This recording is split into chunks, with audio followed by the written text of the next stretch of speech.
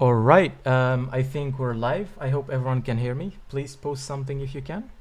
Hey everyone, Adnan here, and welcome to yet another live stream from Quixel. For those of you who are new to these live streams, I'm basically a content evangelist. So my role at Quixel is to show you guys, all the amazing stuff that we're doing and teach you. All right, I think we're live. And yeah, so today's live stream is going to be a little bit about community highlight and also kind of talking about the article that we published earlier this week. So I'm just going to post it in the comments below and I'll switch to live chat. Perfect. Thank you, Benel. Before we go into the article, though, I just wanted to touch upon the whole, just give me a second there. There you go. Community aspect. And something that we've noticed lately, besides the really good memes, is that there's been an explosion of amazing art from all of you guys, and we've seen some people actually almost starting and improving day by day, getting feedback not just from the community people but from everyone in the company, from our lead artist to our artist, sometimes even the CEO.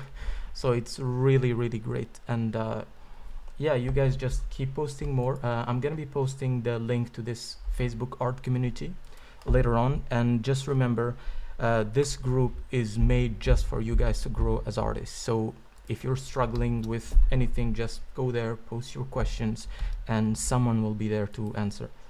So for the community highlight, I have a very special guest, a legend.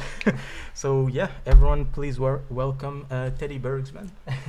Hi everyone, hope you're all doing good. Thank you for joining us. It's really fun to finally take part in these live streams. It's been a while for me personally. I'm very active on the Quixel art community, but it's a pleasure and honor for me to be able to be part of this live event as well. And I figured today would be a good day, seeing as we're going to do a little bit of an extended community highlight, given the fact that there has been such a huge amount of awesome content that's coming out from you guys. And I just wanted to take the opportunity to just personally show everyone what's been going on. Maybe you've been missing some of the really inspiring work that that has come out of the community, and I wanted to give us a proper opportunity to shine a light on these amazing artists.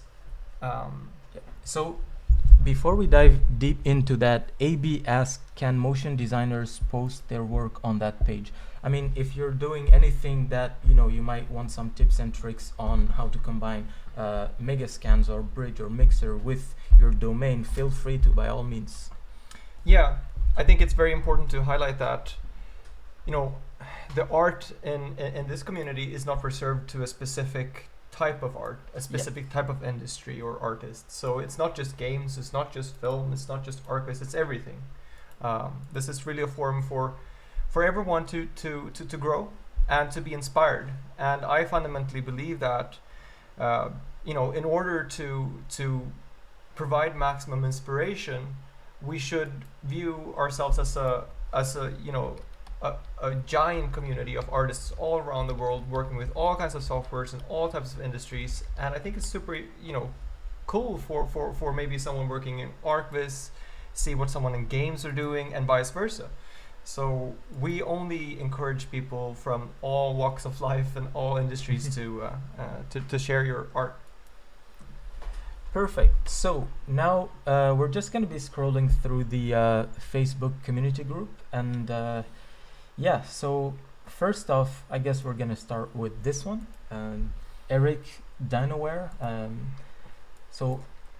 I guess actually, so this is super fun because this is something that hit just today. So Eric just did a huge art dump of tons of mixes, and it's one of the, I think, most fun moments for especially the mixer team, but also everyone at Quixel. We've been passing around this link around the office all day, and what's so special about it is there's such a wide range of different types of materials. You know, it ranges from, you know, awesome scan-based mixes to completely procedural, and it just exudes creativity. And I think it really also shows the, you know, the passion, which is something that has inspired us quite a bit. I mean, it's been very energizing. So let's go into a few of these. So the first one is actually pretty fun. It's the it's the crystal meth from Breaking Bad. Really nice mix actually. And this is one that is 100% procedural. I don't think the hat is though, but the material certainly is. And this is, I believe, the reference. Yep. And so Eric, he's been just blasting super cool and creative and varied content. So here we have some tires. I think he has a post where he breaks down that material too. And let's just, I think this really deserves some time to go through because it's such an awesome dump. And Adnan, I believe we can share this link maybe in the live stream as well. Yes, for sure. So this one is also really cool because he's building small scenes, not just materials. And here's one of the beach materials that he was doing. I believe this one is 100% procedural as well. And it's just really masterful. Here we can see a really nice mix that, you know, blends procedural with scan data, with painting. And it's really what Mixer is all about, is just marrying all those different workflows into a very, you know, singular and easy to use application. So I really encourage you to go check out Eric's ArtStation, subscribe, and show him your support because he really deserves it. This is awesome. Yeah, I agree. And we actually have a question. I heard about a new 3D texture paint solution from you guys. Is there a release date of the software? Wait, let me just post the link there first. Okay, so to answer that question, as you guys might know by now, we're definitely working really hard to make sure that Mixer becomes the best texturing ecosystem you have there for the Megascans library. We have a lot of stuff to announce. I can't yet communicate any date, of course. I mean, my CEO is right here. But yeah, we can't wait to share all that news with you guys. Well, I suppose, you know, we can talk about what's gonna come. So as you know, Mixer in its current state is, you know, for creating really high quality tileable materials for, you know, your environments. And you can leverage scan data from the entire Megascans library, as well as, you know, painting with a brush system that also integrates with the Megascans brush library. And it has a really simple approach to procedural layers. So we want the workflow to be as accessible and simple as possible. So you have all of these technologies married into one singular ecosystem. But that's really just the start. It's really just the basics. The entire idea with Mixer is that it's kind of the spiritual successor to Quixel Suite, which is a tool that I wrote a long time ago. And it's dead as a horse by now to a certain extent, but it's you know, it's still a tool that does simplify the texturing process to a great extent. The reason why I wanted to create the suite in the beginning was, back then there was only Photoshop for texturing, and Photoshop was not really made for texturing. It was made for photo editing and retouching. And so I wanted to build a little, you know, tool set on top of it to make it more accessible to 3D artists, so that we could speed up our workflow, that we could, you know, leverage scan materials, but also automatically apply them to complex surfaces. And that was kind of the inception of the smart material that was introduced, you know, many years ago with Suite. And so, as we kind of stumbled into all of these roadblocks in taking Suite to the next level, because it was simply too tied into the Photoshop framework and we couldn't take it much further, we made a very difficult decision to start over from scratch and build our own tool from on a clean slate basically. And that tool is Mixer. And Mixer serves to, again, completely and fundamentally replace Suite, but not just replace it, but do something that is much greater. And so what you see right now is just the very basics of the layer system, of material mixing and so forth. But what's coming up now in the next update, which I'm very happy to talk a little bit about, I won't show anything today, but I will gladly talk about it, is you're going to have 3D support, which means you can import your own meshes.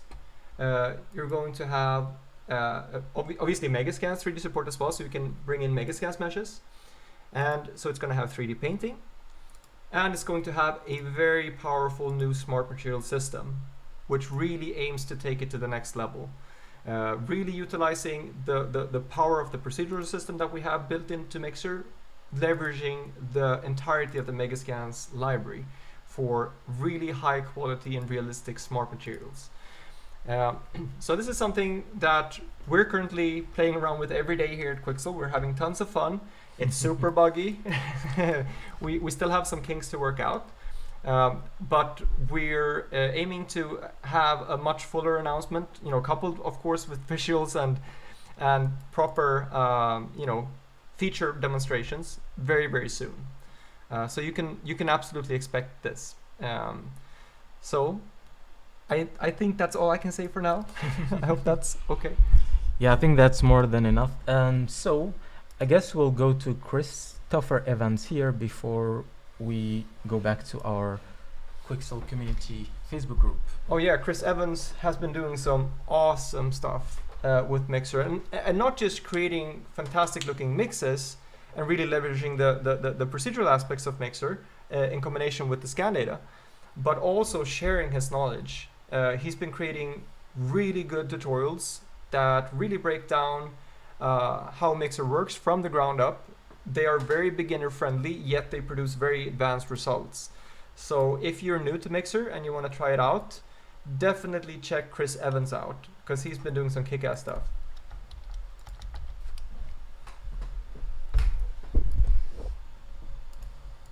How much does the Megascans cost per month? So there are a couple of different options. You have the most common subscription.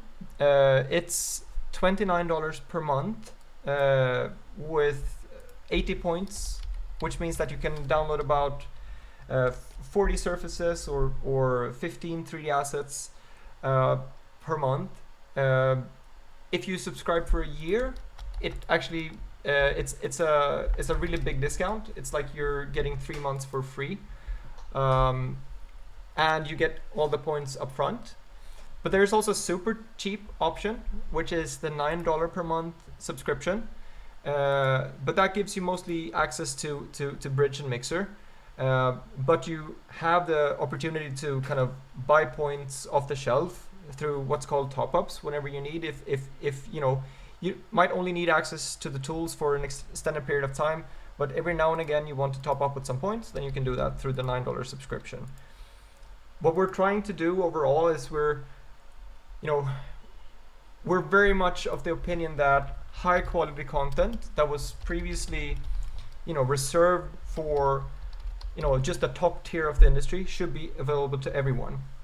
So if you're a single person who has a big dream of creating an awesome game or an experience, you should be able to compete on the same level that the biggest studios perform.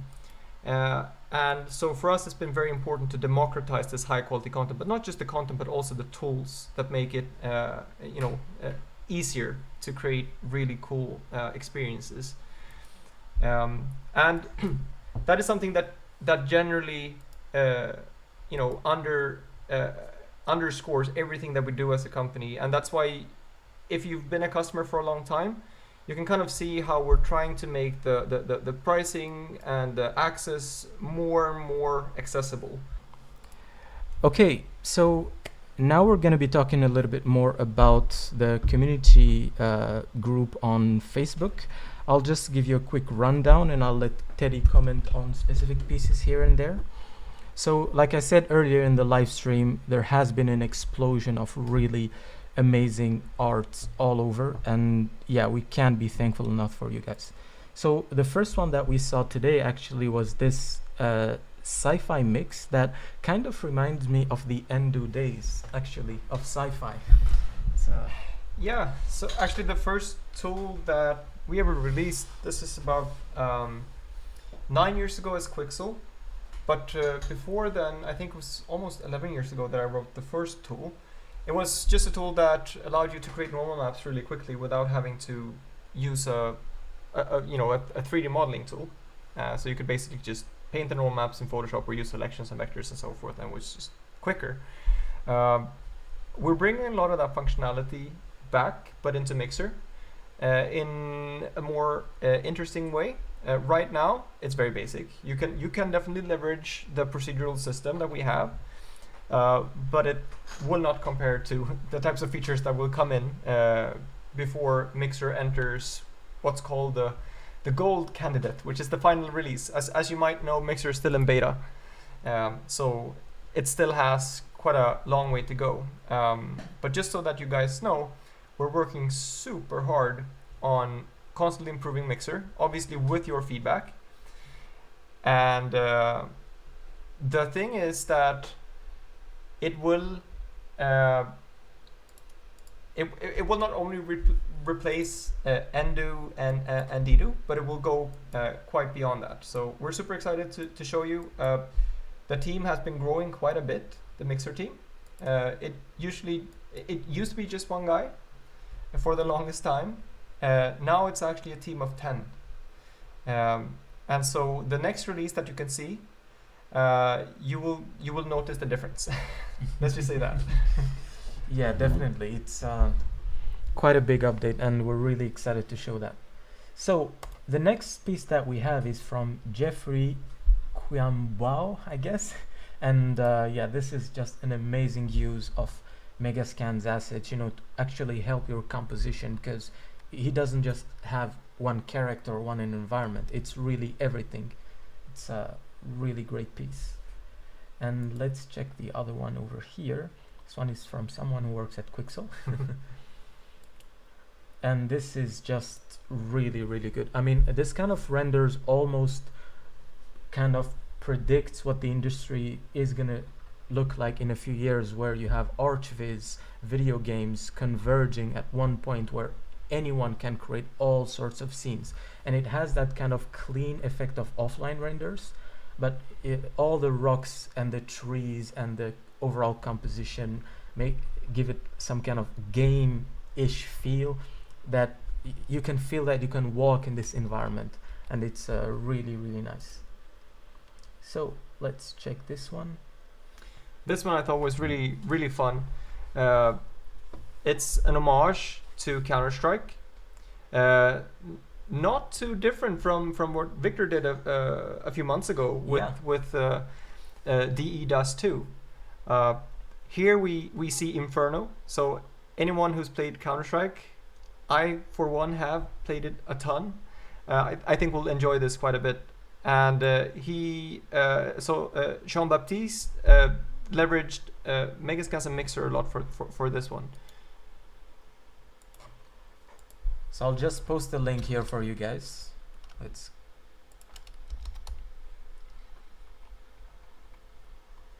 Yeah, and so we were just about to plug Chris Evans, I think, when we cut off. Yeah. And Chris Evans is really active in the art community. And the cool thing is that he just drops information bombs and videos every now and again that are super useful. So do check that out if you want to get into Mixer. One thing that's really fun about the community too is that people also share their own kind of workflow tips. So here's Johnny who's working in Maya, but he he couldn't really find a way in Bridge to import decals into Maya, into his specific rendering workflow. So he came up with a way that he then shared with the rest of the community. And so for anyone who works in Maya, this is obviously super useful. Here you can see a YouTube video that he released on the topic. So do check that out if you have that workflow. And again, I mean, personally, I will just have to say that I couldn't be prouder of, you know, where the community has gotten to and how vibrant it is. And every single day, so many really nice looking pieces come up. And again, this is what we live for as a company. This is, you know, what inspires us to, you know, keep evolving and keep, you know, creating, you know, new workflows and new content. So it's really quite a pleasure to just scroll through the community for us, and I hope it is for you too. Again, the quality here is off the charts. And this one is pretty funny. So Michael Scott has created a number of cool things now in the community. He did a take on Chop's Archfish scene that we showcased a few weeks ago on the live stream, and now the other week he released this kind of Halloween homage, which I think just is really nice. Yeah, it looks really, really great. And this one from Johnny again, I thought was pretty cool because, you know, he says, you know, this is nothing really mind-blowing, but I thought it looked cool. And, you know, that's exactly it. It doesn't have to be, you know, pretentious at all times. It doesn't have to be, you know, the biggest environment, because art is also just about, you know, it's about having fun, and it's about, you know, just pleasure. And this is, I think, a perfect showcase, and it's fun to see how supportive the community is of this idea as well. You know, just cool for the sake of being cool is cool, and this is cool. Good job, which I think just sums it up perfectly. Yeah, and we can just go on and on here because it's a never-ending feed. This is actually from a guy that works at Quixel. So Mohammed Ansal created this fantastic scene rendered in Unreal Engine, which was a lighting study where he basically took a photographic reference and tried to recreate it as closely as possible. So let's see. Yeah, there's a GIF here. Can we maybe open it up? Yeah. So here's the ref. And actually, the first time that I saw this, because he posted this in the internal Quixel chats, I didn't realize that one was a photo and one was a render. I was like giving him notes on the photo, like, yeah, you know, I like this version, but in the other version there was this. So yeah. So he fooled me. And yeah, again, I can't recommend enough jumping into this group if you're just, you know, seeking inspiration. But more than that, if you're looking to grow and looking to learn, there are people standing by to help you around the clock. So for instance, you know, Adnan is always here, James, Josh, Jack, Victor, Dan. There are so many people at Quixel who are just here to help, because we really want to see you grow and we want to see you evolve as artists. And I'm very proud of the team that we have internally, because there's so much talent. And what's important to me is that that talent gets, you know, distributed, and that so many more people can learn from the people that work for us. And there's really no boundary, you know, between Quixel and the community in that sense. We're all kind of artists growing and evolving together, and I think that's a really beautiful thing. Adam here is a really active part of our community, and he creates so many cool scenes of. He has this series of, you know, like small little miniature scenes with like buildings on top of mushrooms, and it's just the cutest series ever, and the quality is really high. we featured him quite a bit on Instagram, so you should definitely check out the Instagram channel if you have the chance. And here's a nice Naughty Dog homage. Yeah, again, I can just go on and on, so Yeah. I shouldn't steal all of Adnan's time here. But again, I just want to say a huge thanks to everyone who just keeps posting awesome stuff, keeps inspiring everyone, and I couldn't be, happier to have this wonderful community. So thank you. All right, thanks a lot, Teddy, for being on this live stream. And yeah, I'll just be posting the links here again. If you're not in the Facebook community group, here's the link. Again, please join in. We're here to help, and we can answer any question you have. So, back to the topic, the article. For those of you who haven't seen it yet, earlier this week we published this article called Rendering Megascans Textures, and the goal here was just to teach you guys, when you download all of these textures, they're nice, they're PBR, photo scan and all those buzzwords, but actually what does it mean for you? What do you do next to actually use them?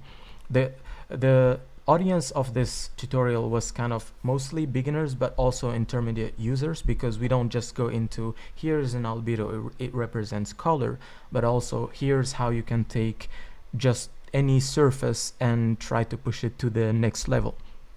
And so I really recommend you to read the article if you haven't already. And I'll just start Toolbag 3 here. Now, the way we did it here was that we talked about, the first step is how do you actually download Megascans surfaces? And this might seem simple, oh, I just go to the Megascans website, I download and I'm done. But very often people download much more content than they actually need. And it ends up taking too much time, of course. So I'm just gonna go to Bridge here.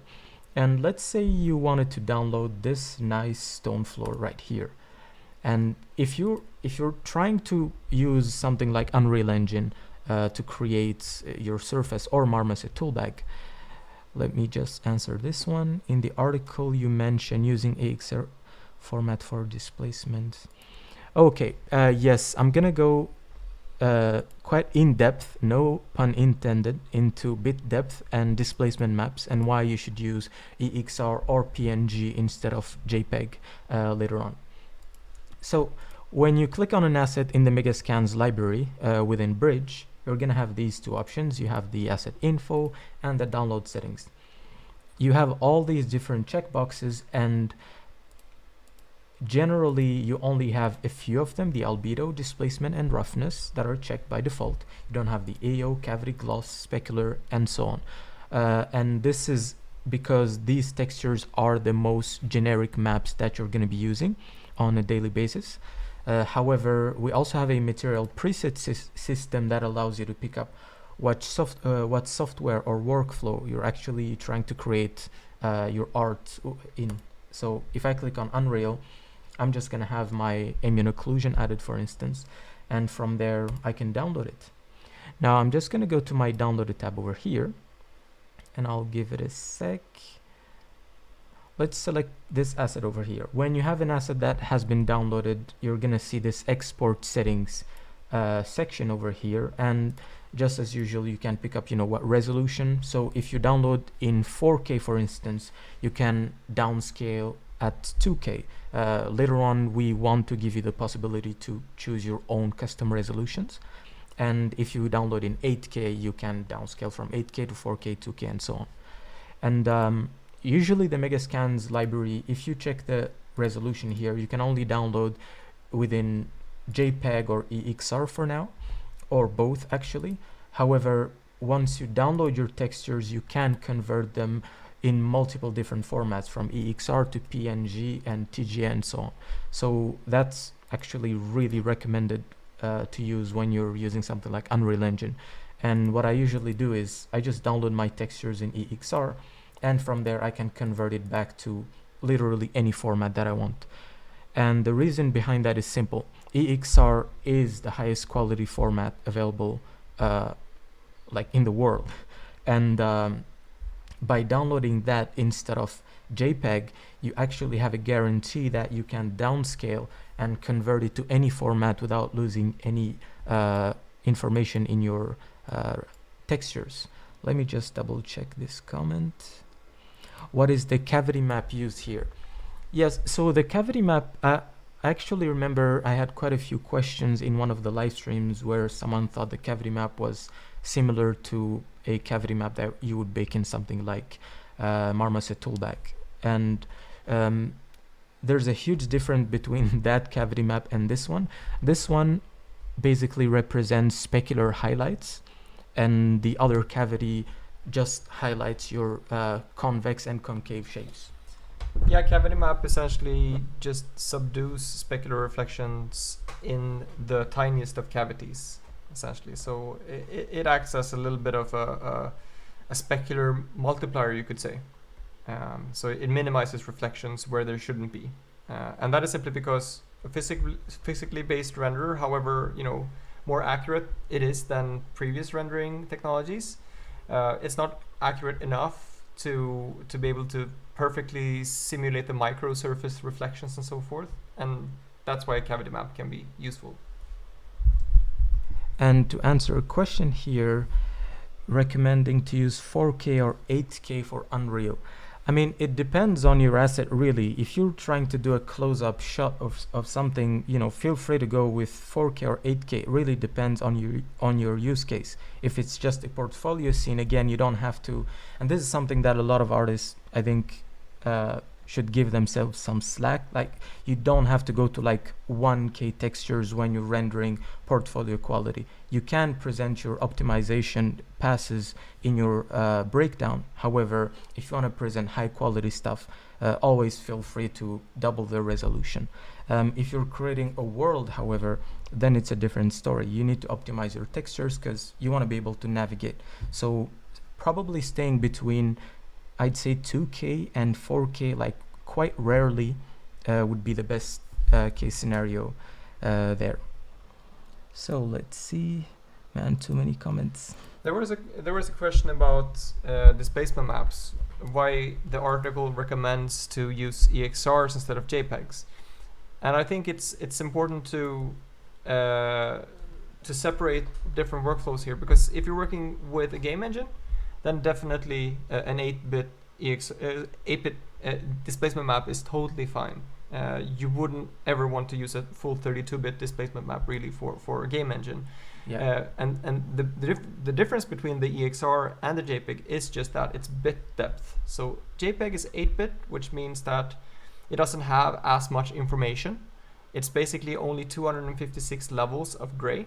Mm-hmm. Which is more than fine for real-time, displaced tessellated meshes.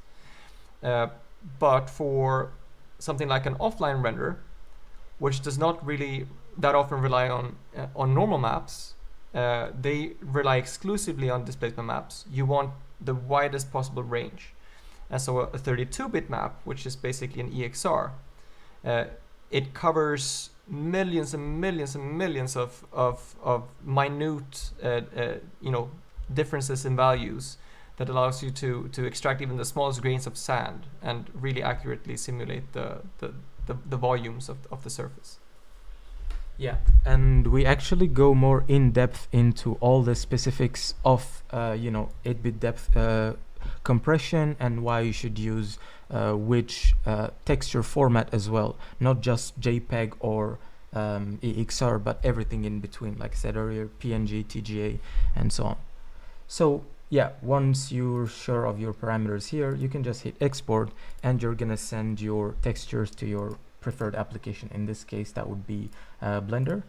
However, for that article, I basically made a fairly simple scene in Marmoset Toolbag to kind of showcase, how do you actually get to create a fairly simple render of your surface. So let's say you're learning Mixer and you're trying to see, okay, how can I actually make some, nice portfolio renders? Because we've seen a lot of people sometimes making really, really good mixes, and unfortunately, they don't take that much time to kind of work on the presentation, which I really can't stress enough is almost equally as important, especially when you're looking for a job. Like, it's the number one thing to focus on when creating your own renders.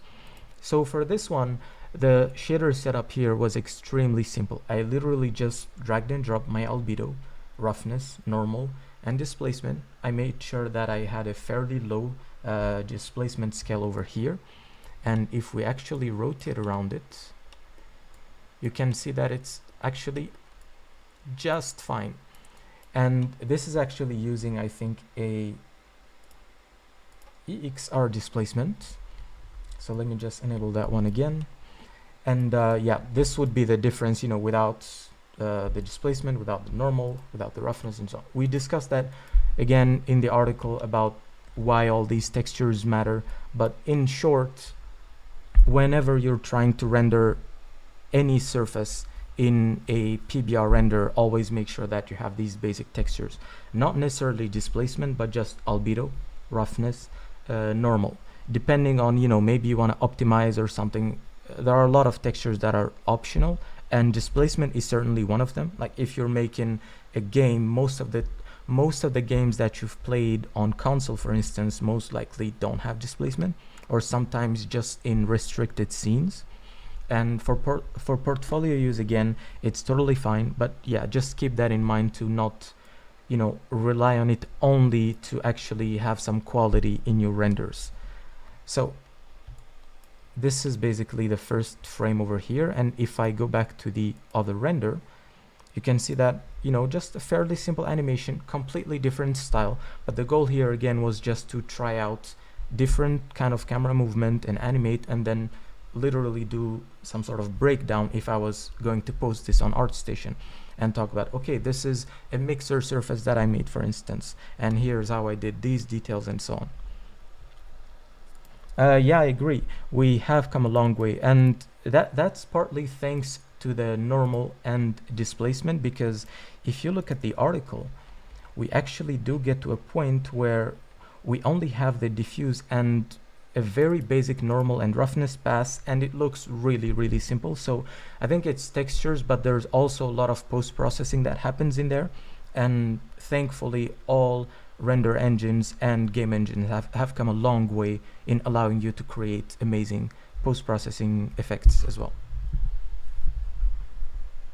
All right, let's go back to Toolbag over here, and I'll just drag and drop this material here as well. And as you can see, it's the same result. So the goal of a scene like this is almost to create some sort of template that allows you not necessarily to just, you know, you make stuff, you ship it, but to prototype with different ideas, because you shouldn't rely only on rotating around your materials in your texturing application to know whether, you know, this is the best that they can be. There's always something better in your own render. And actually, I think I posted this scene in the article over here, so I'll just get you that link right here. I believe the scene also includes the material, right? Yeah. So if you do have this scene right here, there you go, the link's right here. Yeah. Just download the scene. It's a Marmoset scene. It has not only the lighting, the geometry and so on, but also all the textures for the material. So everything you need to actually see what I'm talking about and how I did it, basically. And so now I'm just gonna go back here and I'll talk a little bit about post-processing, because I think it was an important part of this render. To give you some context, I'm just gonna create a new camera, and this is how this scene looks like, again, without any post-processing, any sharpening, blurring or anything, depth of field, sorry. And as you can see, it looks pretty good, but again, you can do better. It's not just, you know, people tend to say, oh, you have photogrammetry, I guess I'm done. No, you have to take an extra step to make it feel like a personal piece in some way. So I'll just go back here in my render view. I'm gonna select my camera. Let's see the comments. Fully fledged trees in the library, or are we stuck with stumps and trunks?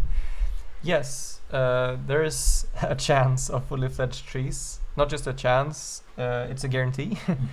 It's something that we've been working on for quite some time. I think the first time we started with building our tree pipelines was almost 4 years ago at this point. Trees are one of the most complex assets one can tackle because you not only want to have, something that is very dynamic in how it interacts with wind and so forth, but it also has to look completely photorealistically. And Megascans is all about the highest quality content imaginable. And so trees for us has been a particularly difficult challenge, but we're very excited to say that we have some exciting progress to show. Not today, but very soon. Yeah, so this question from Martin, is there a reason to use spec gloss over metal rough? It seems like it is used more for TV and movies and video games to use metal rough. Well, I would say that there are drawbacks to both and positives to both. So the metal rough workflow is the standard in this industry, and that is for the simple reason that it's the most performant. It's also it's basically fewer values to work with in a sense. But the positives of the specular gloss workflow is that you actually have more values to play with. So for instance, you completely separate the diffuse albedo and the specular albedo, which means that you can have per pixel specular values even for dielectric materials, essentially non-metals. But in a metalness workflow, you have a metalness map, which is basically binary. It tells you, is this a metal or is this not a metal? I.e., is it a dielectric material? And that means that you cannot really have nice in-between values. And obviously, in real life, you don't really have in-between values, but on the atomic level. But when you zoom out, you will always have these nice, small, subtle gradients between, for instance, a metal and, say, a dirt or a dust. And this is really hard to pull off in a really nice-looking way with the metalness workflow, whereas it's super easy with the specular workflow, at the expense of more texture channels. Yeah, and to give you just a little bit of context here, the reason why the metalness workflow exists is just because artists, actually technical directors at Disney, wanted an artist-friendly workflow, and they wanted something that worked really well with a layering system, where again a metalness has a very binary system where white is metal, black is non-metal, and that just helped artists work tremendously faster. And yeah, like Teddy said, it depends on the use cases in general. However, yeah, just think about what you're trying to achieve, and if you have some questions, sometimes maybe you're in between, like an industry like ArtViz, maybe you're not sure which workflow to pick up, feel free to post with screenshots or not your questions, and we'll be there to answer them as well. Okay, let's see. So where did you become a master genius in Unreal for? How can we learn so much in depth? Well, we do have quite a lot of people in the company who are Unreal geniuses, and the secret behind it is just work. Basically, when you think about learning any software, you need to put a lot of time in it, not just throwing assets in there and expecting everything to look fantastic, because maybe you downloaded something and it looks great in a thumbnail, therefore you're expecting the same thing. You need to put just a little bit of work, setting your lighting and so on. And that's also why, again, we have the Facebook community group. I noticed a case, I actually forgot his name, but we had a user who was struggling with very basic composition. He had a lot of really good assets in the scene. Some were for grammetry, others were man-made. However, he just struggled with the basic composition. Why do I need the scene to look this way? What is color grading and so on? And everyone from Quixel's own employees to our users just kept helping him until he got to a point where he just posts amazing art weekly. So really go there and you'll see for yourself. It's a really great community for you to learn and to grow as an artist. All right, so now I'm just gonna go back here. Like I said, the workflow here is fairly basic in Marmoset Toolbag. You just drag and drop your surfaces, and here we just go through, you know, what is a normal map, kind of giving you what your surface looks like without a normal map, and the roughness as well. So I'm just gonna go to the interesting part here, and if we go back to our scene, so when you select your camera in Marmoset Toolbag here, you have all these post effects settings here that you can tweak to get a specific color grading. And part of that is the curve editor, which basically helps you like almost shift the different colors in your scene and really push your render to the next level. So I played with that one quite a lot, trying to get, you know, just a really basic setup. As you can see, it's fairly easy to just break everything, so be careful when doing that. I'm just gonna delete that point over here. There you go, just left click it, and I'm just gonna click on done here and back to my render. So I set the sharpen value to 1, because otherwise if I put my other material back, it just looks super smooth. I'm just gonna disable the depth of field as well. Render, perfect. So yeah, by changing again the basic values, like tweaking your exposure, contrast, and maybe not having any bloom. I don't think it had any contribution in the render here, probably just some tweaks. Let me see some of these comments. How to use decals in a render engine such as Octane and Redshift. Yeah, decals are a lot more tricky to set up in an offline render. However, if you're used to I don't know if you're using Maya, for instance, or Max, both of them have like the Hypershade and Slate Material Editor, and Redshift has a lot of custom nodes that allow you to blend different materials together. And so what I would recommend you to do is just, you know, within Bridge, you select the surface that you want to export and the decal that you want to export. Then you can blend them. I think in Redshift you actually have a color blend node that allows you to blend between 2 colors. So you just have to create multiple color blends, fit an opacity map, and then yeah, again, it's quite tricky, and we will be covering that quite extensively in the near future. However, there are a lot of nodes with quite simple names, so it shouldn't be too much work, hopefully. All right, so one thing that I talked about quite a lot in the article was what happens when you don't use a displacement map, and when does a normal map become insufficient for your own rendering needs. If you're working in an ArchViz scene, for instance, a render like this might not be okay. You need some depth in your surfaces. You need it to look real and not kind of normal map have this gamey look that displacement just completely changes. And yeah, this part of the article is here to kind of talk about that and show, you know, why displacement maps matter.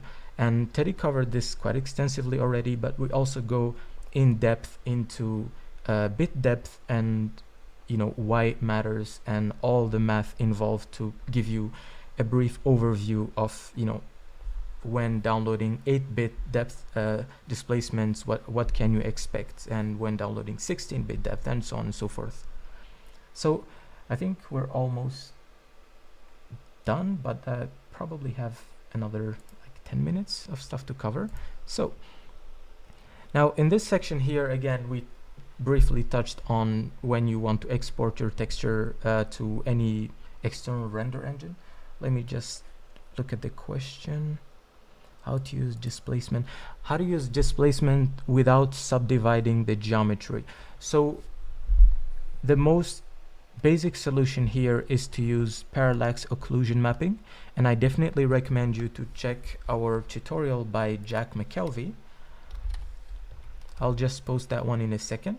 But basically what you do there is that you kind of simulate the depth by faking the displacement map depending on the angle of the camera. It's a really good solution. However, it's not depending on, you know, not just the quality of your settings, because it's quite expensive, but it's almost too hard to get right, and that's why rarely you see it even used in games sometimes. So I think most of the time you just gotta be mindful when dealing with something like working with your normal map. Just make sure that, you know, if you're doing it in Mixer, for instance, make sure that you're not making something that will look super flat in any angle.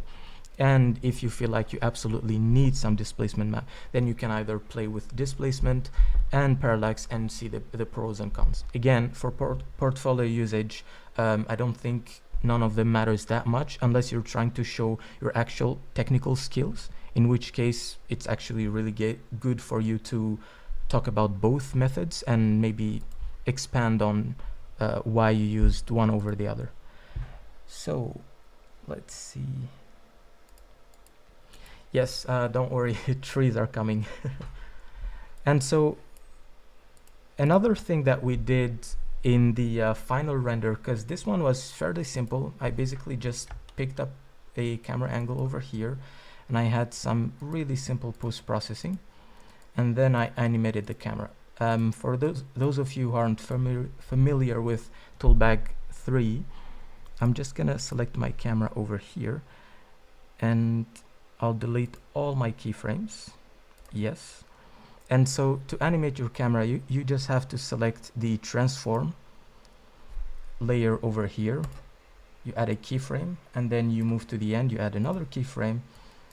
And right here in the middle, you add a keyframe and maybe you do a slight tilt like so. Now, if you move your camera, you have your animation. It's that simple. And yeah, I mean, it's one of those things that doesn't take much time, but people rarely do it, and it really makes your surfaces shine even more when you have a GIF or something that show people how does it look like when you see the light moving, or how did you even make it.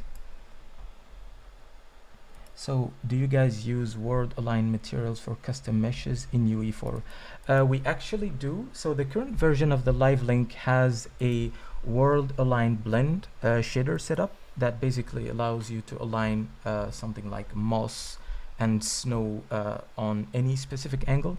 And there's also, you can also vertex paint on the mesh as well. So yeah, feel free to download the Unreal Engine live link. If you have Bridge, just go to export settings and then select Unreal. And once you download it, you know, it's just plug and play from there basically. So we can't choose displacement at all. I mean, not necessarily. Again, it really depends on why you want to use it. If you're trying to make a game, then it's trickier. If you're making a game that is targeting consoles, then it's even trickier. However, if it's for your own portfolio usage, by all means, feel free to. If you're a technical artist, I think that's a little bit trickier. You know, maybe you want to talk about the optimization phase. Maybe you have a very optimized distance-based, camera-based as well, displacement setup. Will there be a Corona Max material? Actually, Shop's tutorial does cover Corona quite extensively and shows you how to create a material from scratch, how to use the Megascans imperfections, import them, set them up and all. And yeah, it's quite an extensive. And we also have a 1-hour live stream where he goes through everything that he did in that scene as well. All right, so let's go back here. Now, back in Photoshop, this is basically how my base render looked like when I imported it in, when I exported it from Marmoset Toolbag to Photoshop. And then I had a group here where I just did a really basic post-processing pass, kind of to, again, tweak my material more, add some chromatic aberrations, kind of blurring the edges as well, more sharpening and so on. And this all again in the spirit of making your render truly stand out. Oh, hey Bertrand. So for those of you who don't know, Bertrand is an OG Quixel user and yeah, really great artist and technical artist as well. And so if I were to do just a very mixer style breakdown of my layer stack over here, I used a color lookup table here to import a LUT texture. And something that is really cool if you have Corona is I think they ship over 80 different LUT or grading files that are available. They're not for free, but you can download a trial of Corona and then you can use them as you see fit. So yeah, now I just leverage, you know, layer by layer trying to find the right effect. And as you can see here, I'm pretty sure that some layers are not that useful, but it's just again trying to find the right look. Like this one doesn't make that much of a difference. This one slightly tweaks the color, and then kind of giving it this kind of cold-ish look and also making it again really stand out. Too many questions here. Let's see. This cool French style. Yeah, French all the way. Okay, I use displacement. It's tessellated. Yeah, definitely. And the materials that we ship with the live link right now do have distance-based displacement as well. So if you're using that, it's going to be much easier as well. Okay, what's the next one?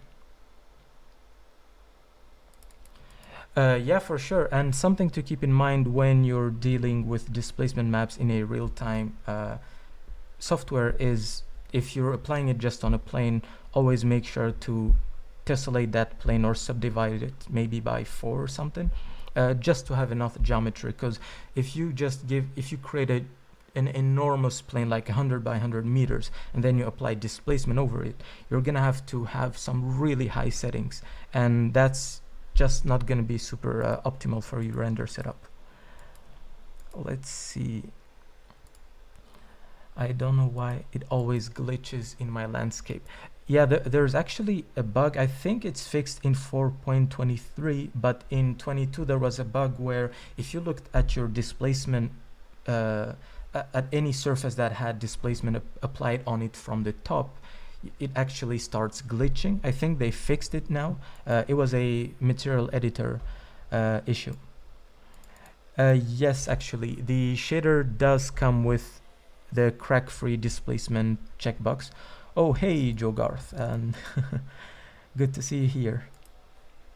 So I think we have about a minute left almost, but yeah, we covered basically most of the workflow. Again, you have this scene, feel free to play with it. And if you have any questions, we're going to be posting, I think we might have to tweak the live stream just a little bit before we make it public. However, feel free to post your questions there. And do you want to close, Teddy? I would just want to say that it was a pleasure to take part, and thank you, Adnan, for having me. And it was great to take your questions, and really fun for me personally to be able to scroll through the art community. It's always such a pleasure. That's actually how I start all my days, and usually how I end all my days as well. So thanks again, everyone, for being with us, and see you next time. Yep, thank you so much. And one last note again, if you're posting amazing art and you feel like you want to apply at Quixel, feel free to. We're always looking for amazing artists. So yep. All right, everyone, thank you so much again.